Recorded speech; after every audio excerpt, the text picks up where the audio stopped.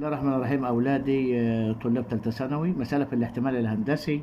بقول لي إذا كانت س هندسيا بتساوي الاحتمال بتاعها 2/10، فإن الاحتمال لما س تساوي 3 بتساوي إيه؟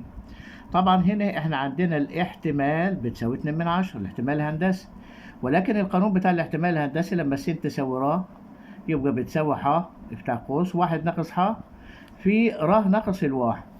طيب إحنا ديت بتساوي الح اللي هي ب2/10 يعني 2/10 في واحد هتنقص منها 2/10 يعني هتني 8/10.